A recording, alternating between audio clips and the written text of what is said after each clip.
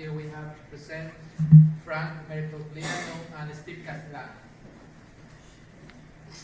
Well, good morning. Nice to see you all today. This is the last one before lunch, so I'll try and get us through it as best we can.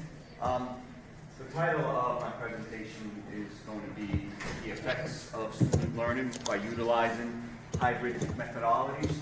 So, as you see, we don't have any traditional old-fashioned PowerPoint presentation. Something else in a couple of seconds about how we actually use course video with PowerPoint presentation in my course. All right. I'm sort of a little old-fashioned, right? Why I like hybrid courses, basically, is because you still have that, 20% or so of the student, interaction one-on-one, where you can see them in class. So the class may meet just once a week during a traditional 15 weeks term semester, and then the other 80% is by utilizing hybrid methodologies, some of which I'm going to be showing you right now within Blackboard, which I know that we're all familiar with. So this is going to be more of a informal type of presentation, all right, as far as me speaking about the why, okay, why I utilize, okay, these areas in order to better promote student learning, because I have received over the years, and it's only been about 3 years since I've been teaching hybrid courses. I've been teaching at Lehman actually for 13 years. So I've gotten good feedback from students about, particularly right here, if we look at, so what we have here, right, is an introduction video of me. I mean, I'm not going to show you everything right here. And then we have all the Sociology 234 video. That's the Oregon Sociology course that I teach at Lehman on a regular basis. And what it's going to be is, as you'll see, it's just lists of PowerPoint slides with video images of me, and I'll talk to you about some of the benefits of these as well. So as you see, right, I mean, these would be like different chapters, readings, right, that I would do, and you notice in one of the either upper or lower corners there's a video image of me, and this is utilizing Camtasia that that my colleague here at Lehman College, Steve, has worked with me a bunch over the last few years, and there's very good benefit to these, right, for the students, because we know that flexibility, time and convenience are very important for our students throughout the community, because they're doing many things at once. They're mothers, they're workers, they hold multiple jobs, they take care of elderly people. They're they're very busy. They're 8 hours, all right, that they spend at work is not enough, because then sometimes they go to another job for 8 hours. So they're filling up their day, all right, a lot, particularly like utilizing hybrid courses, and they still have that one day during the week where they can come in and have a traditional lecture where where I'll utilize the Blackboard and show them even a little bit of other video that I can use as far as course content is concerned. All right. So just by looking here, all right. And students, the good thing about this too, right, is that, because I tried it on my phone, all right, through the Blackboard app, is that they're able to actually look at these on their smartphones, as well as any electronic device that they may have. And I've been told that it has actually worked in the subway, on the bus, on the street, while they're waiting for the bus, all right. And what you have, all right, here, right, it would be the notes, right, based on a particular reading and subject area, and then I could test them on it in class. So a little bit unlike the earlier presentation, right? I'm more of a traditionalist when it comes to the paper and pencil type of quizzes, and that's what I would utilize the face-to-face, okay, online courses for, all right? But with hybrid courses, all right, the one time that we meet, all right, that's when I do the tests, all right, maybe based on one of these videos, as well as a lecture, and then group discussions. So I'm always just trying to incorporate many things, and particularly since I'm fairly new to hybrid teaching, just trying to learn a little bit more as I go along, all right? So the good thing, about seeing these, particularly like when students are on the subway, all right? So, all right, you could just show a couple, just for a couple of seconds, all right, here, okay? And then it should be right here. Well, hello and good afternoon Yep. to my urban sociology students. Welcome back again to the fall You hear that okay? 2016 semester.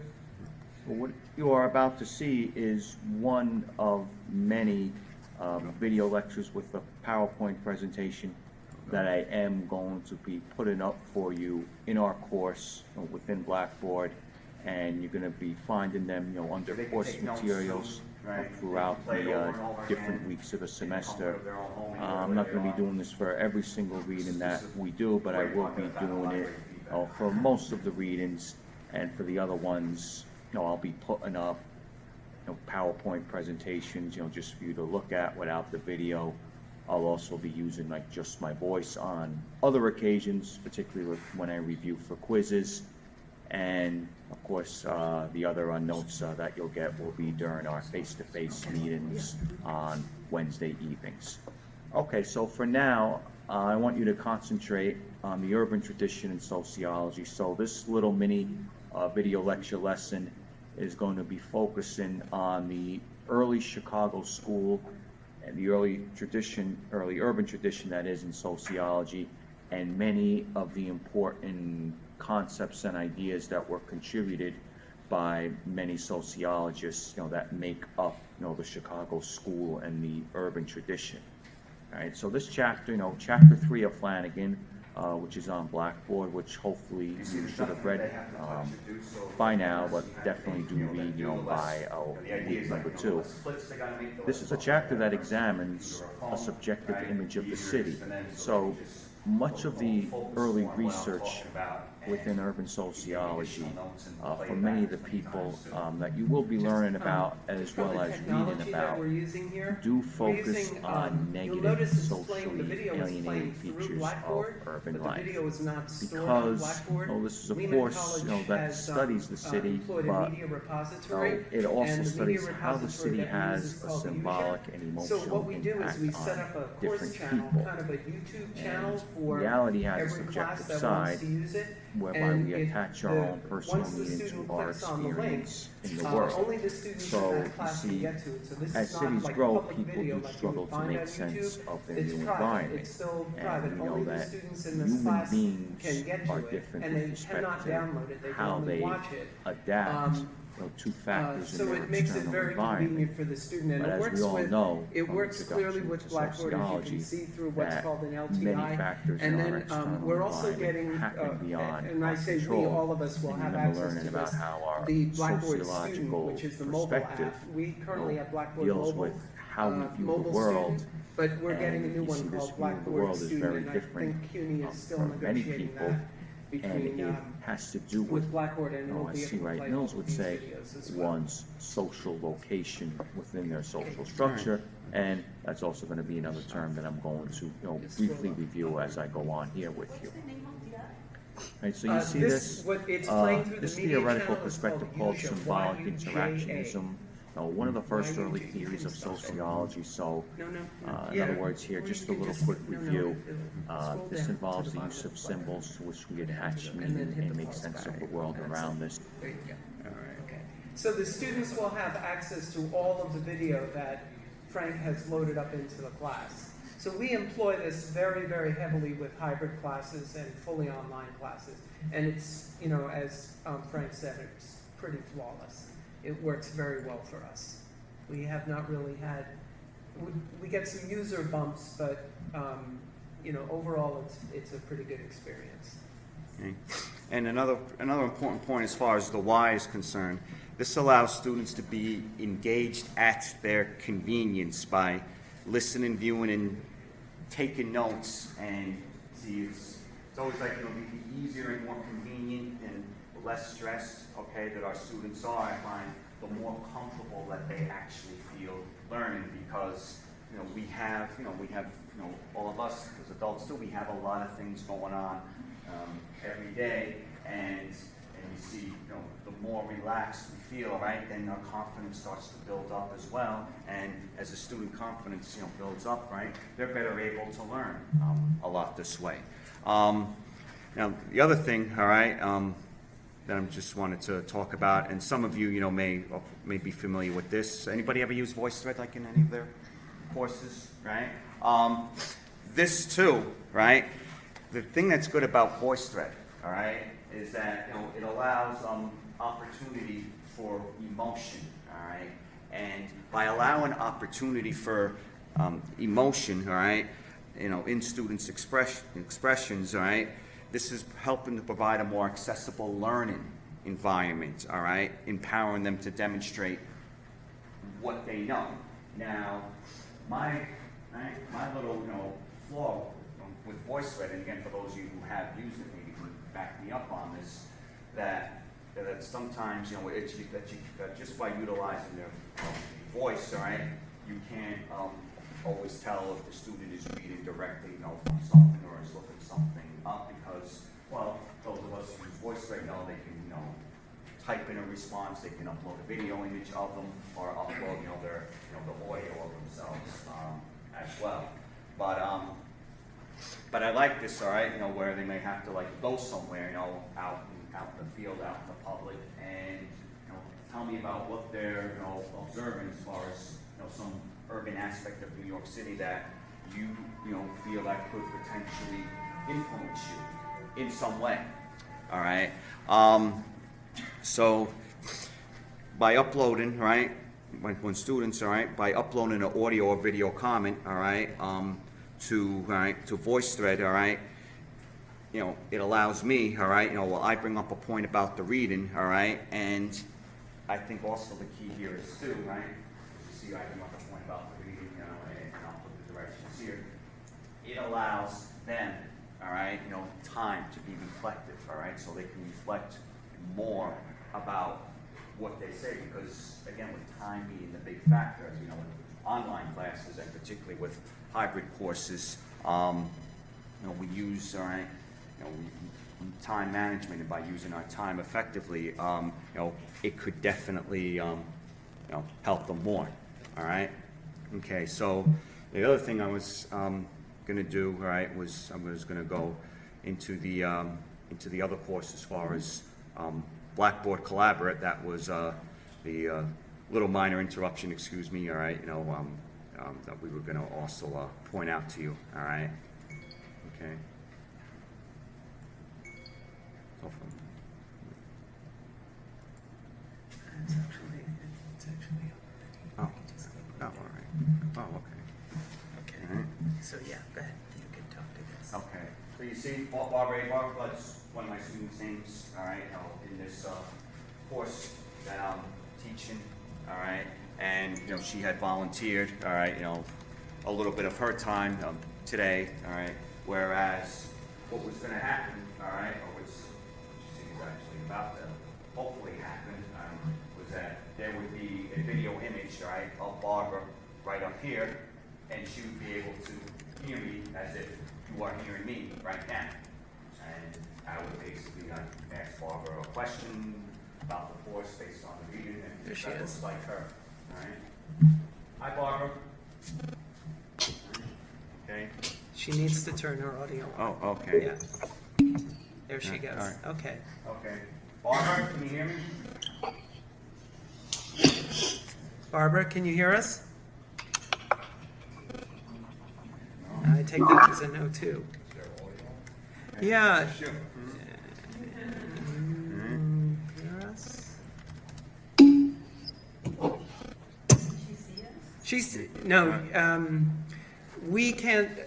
for some reason, this computer is locked from an administrator standpoint, so we can't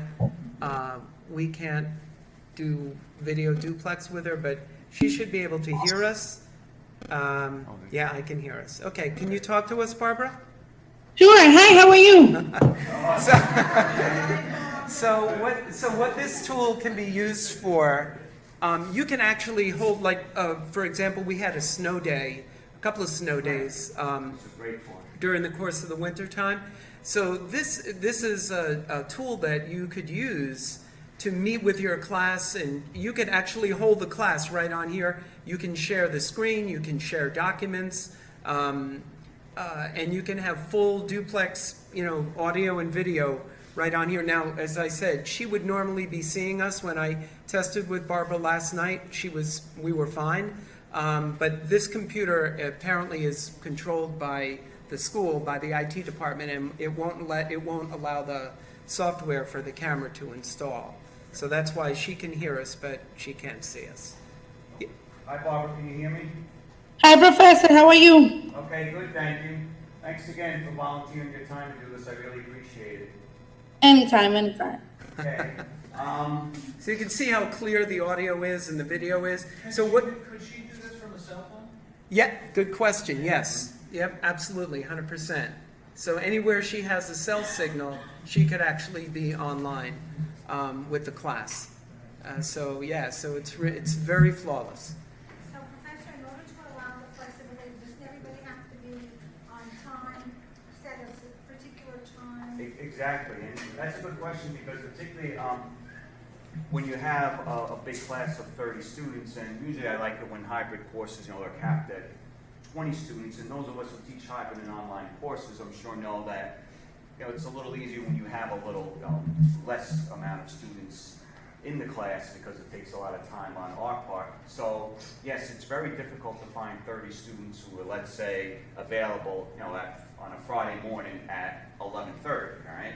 So if I can maybe get 5 or 10 students that are available at 11:30 on a Friday morning, I'll have a class, virtual, online class like this, all right, with those 5 or 10 students, and then find the time that's convenient for the other students as well too. So it's a little bit more work on our part, all right, but by doing that, all right, at least it allows all the students, to somehow be engaged and have the comfort, of their own home. In fact, Barbara is she's actually not too far from here, all right. So the other thing that this allows you to do is you can record the session, and you can record it. People can dial in on their phone if they don't have a good enough internet connection. There's a phone number that will pop up. You can invite people from outside of your class to attend. So, for example, if you wanted to have a guest speaker in your class, and the guest speaker is in Ohio, you can just send the guest speaker the link, and he'll be able to join the class. I think, Sandra, you have some experience with this, right? Well, I do the chat and with more. Right. Yeah. So this is like it's a very flexible tool to use for, especially for folks who are teaching fully online or hybrid classes. This is a wonderful tool to use. You'll see 6 images in the window here, and there's an algorithm that the software picks up when. So what will happen is the microphone will go to the person who is speaking. Yes. How does Barbara like using it? Can she still hear us? Barbara, can you answer Yes, that? I can hear everybody. Yes. So how do you like this type of experience? Personally, it's good because I will able to be at home and see somebody is busy at work. Right now I'm working, so right now I have a short time to be able to class. So if you have a short time, like an hour, and you have a lunch, you'll be able to meet in your class in the computer. So you don't have to go home, you don't have to go to school. Also, it's benefit because you don't have to pay MetroCard, and I know it's expensive to go to school sometimes. So it's good if you can do a class at home. You don't have to go and buy MetroCard sometimes. So I think it's a plus for us. Very good. Thank you. Yeah. Everybody likes the Metro card. Yeah, but it's expensive now. Barbara, can you just tell everybody a little bit about the class that you're in with me in a few words? Oh, I'm sorry, I can hear you. Can you tell everybody a little bit about the class that you're in with me in a few words? The police officer class that we're taking? Yeah, Police and Society, that's the name of the course. Well, and it's very interesting, the class. You will learn a lot. There's a lot of discrimination that you will learn about the police officers. You will get more information. You will learn why police officers act certain ways sometimes. It is good also to know the right that you have when a police officer stops you. Okay, thank you very much. You're welcome. Thank you, Barbara. All right, thank you, Barbara. That's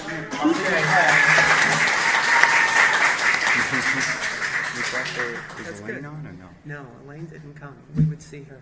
She Oh. didn't come on. Oh, okay. Thanks, Barbara. You're welcome anytime. Thank See you you. later, Professor. Bye. Thank you. Barbara. I'll see you on class Wednesday. Thank you. All Bye. right. Okay. Does anybody have questions about Right. some of the tools that we've shown? The most difficult tool that Frank has shown, and we really didn't, we showed the product, the final product, is the Camtasia. Does anybody have experience with Camtasia in here? Yeah, there's a little bit of a learning curve with it, but once you start using it, it's really straightforward and it's quite easy to use. And I find, in my experience, the students really like it because they have access to, as Frank had said, they have access to you at 3 o'clock in the afternoon or at 3 o'clock in the morning, so they can get to it when they want on their time. Yes, ma'am. I want them a little bit later. What tool is this that Barbara was on? That's called Blackboard Collaborate Ultra. It's included in every Blackboard course that we have here in CUNY. So you have it, and the way you would get to it is very, very simple. You'll go into your tools section, you'll go to more tools, and then you'll just click on Blackboard Collaborate Ultra, and then you'll just set up the session. So you determine when you want to have the meeting, you determine when you want to have it, how long it's going to last. It's great for holding office hours. I find a lot of our nursing professors at Lehman use this to hold an office hour. So they'll say they'll make a repeating session. It's like every Tuesday afternoon from 4 to 6, the professor will be in front of her computer or his computer, and he'll have an office hour. So students just click on the link, and they're, hi professor, I had a question on this assignment. Yeah, it's very, very good. It's totally transparent. And it's browser, the other nice thing about it, it's browser based. There's no Java that's required. It won't install anything on your computer. It's like GoToMeeting on steroids. That's what it is. Yeah. So like when you're doing the office hours, if one student is, say, meeting with you in office hours, would the other student be able to go in, so they have to be, Oh, that's a very good question. This tool can be configured so it will tell the student at the other end, the message will pop up. I'm on a call with, you're the next in line, just sit tight, I'll be with you in 5 minutes. oh, good, Yep, it can do that. Yeah, it can do that. nice. Anything else? I think we got the hook. Okay. Yeah, quick Thank you. question. Thank you. Thank you.